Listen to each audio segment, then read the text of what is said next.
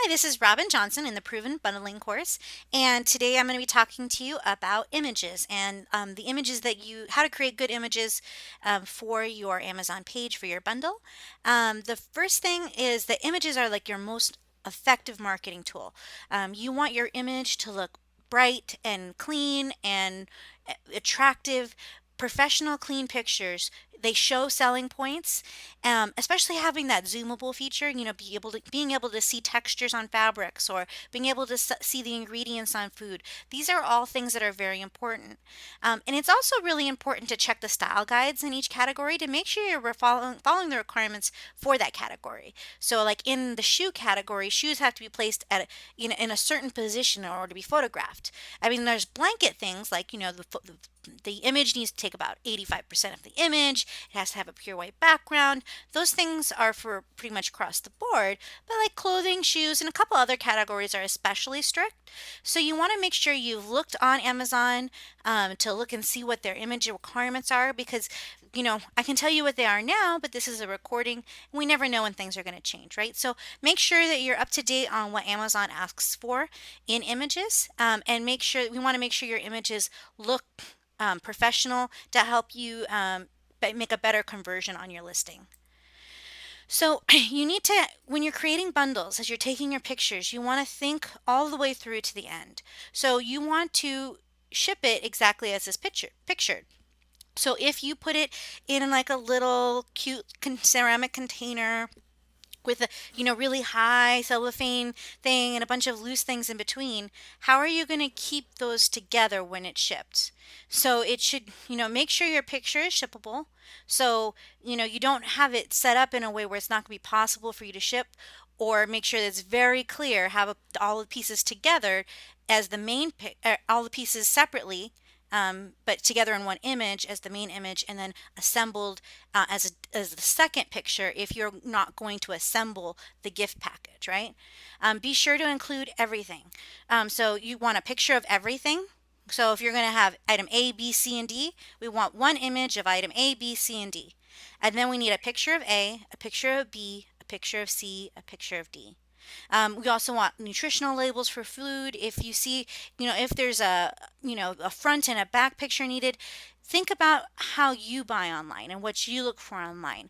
Make sure, it's always better to err on the side of too many pictures than not enough.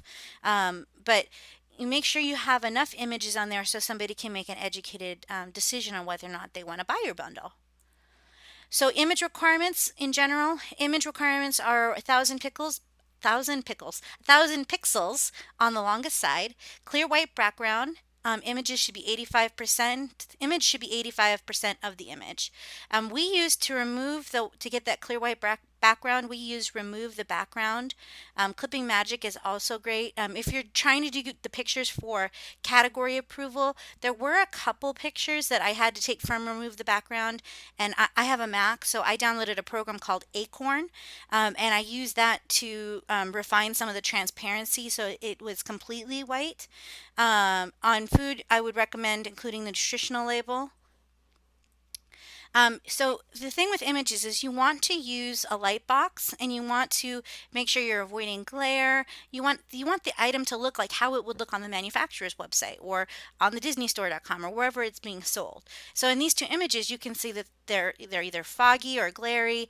You can see the packaging and it makes it look a little cheaper. It doesn't make them look as nice as they truly are. So what we use a light box for?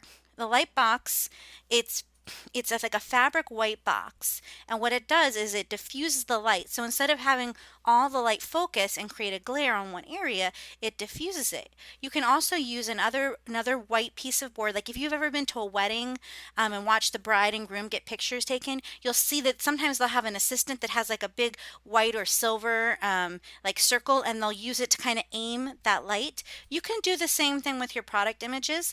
Have the light bounce off of something light, like a white foam core piece, and have it bounce back light to make sure that the entire image is lit. Using a light box really allows you to get some control over those shadows and glares. I know that a lot of people are concerned with, making sure you get the most out of your money, but especially if you're going to go to all the trouble to make a bundle, like take the things out of the package. I mean, if you can get such a better picture if you take the items out of the package to not have that cellophane wrapper or that clear plastic in front of it. It's going to look 1,000 times better. So take one out of the package. If you don't have young kids or you don't have a use for what it is you're doing it, donate it to some an organization that can use it. So you don't have to go crazy buying like a $4,000 photo studio. Uh, this little silver contraption there on the side, that's our photo booth. You can see it's really, really fancy. We must have got it someplace really expensive like Home Depot. It's just PVC pipe and it's like insulation that we used for like windows to keep the heat out in Arizona. And we use that to kind of create some bounce back light.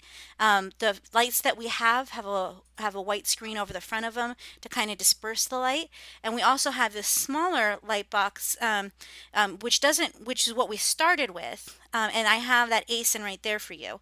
This is what we started with. It just didn't work for us well on big items and items that are like clothes or that need to have a straight up and down photo for them to work. So what we'll do on that big silver thing is we'll take that white cloth, we can put it over the back of that PVC cube, and then we can tilt the cube and we can get the photo of the clothing at whatever angle we need it at.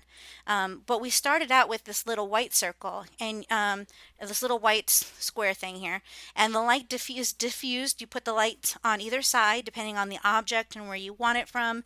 It has different colored backgrounds. You're going to of course want to use the white background because that's what Amazon wants. And it even came with a tripod for the camera. It worked great for us until we got some bigger items, and we still use it today. So it's a great purchase. You don't need to spend a lot of money on really expensive photographic things, especially in the beginning. You want to watch for glare, reflections, and color. I don't know if you can see it, but on this tea kettle, you can actually see the person taking a picture. So especially if you're doing anything metal or shiny, the way to kind of get around that is on the front of your light box, you're going to want a white, kind of like a curtain, and you're going to peek the lens of the camera into the middle section of the curtain, and this way you're not going to be reflected back in the image. Um, and then you can use a camera, point and shoot camera, or an iPhone. Of course, you can use high-end cameras, but if you're like me and you don't really know how to really use a high-end camera, you might as well just use something that's going to autofocus for you. There's a ton of information on how to do product photography. Spend some time on Google. Find some things out, some basic information, and then we have a lot of items that we were taking with the camera, and then we found that our iPhones were actually taking better pictures of them. There was something in the way that it was lit. It was just they were looking better from the iPhone. So now we take a majority of our pictures from the iPhone. That means it needs to be steady, it needs to be a clear picture, it needs to be well lit, and it needs to look professional. So in order to remove the white space around the image, we use removethebackground.com. Clipping Magic and PhotoFuse also get really great reviews. Acorn, if you want to do it manually and not use one of those other two, is a Mac program. And then there's so many image editing things. You can do Fiverr. There's services that will do it for you. So lots of different options there. And that's pretty much it for images because there's so much other information out there throughout the web. But we just kind of wanted to touch on it because it's an important part of creating your bundle.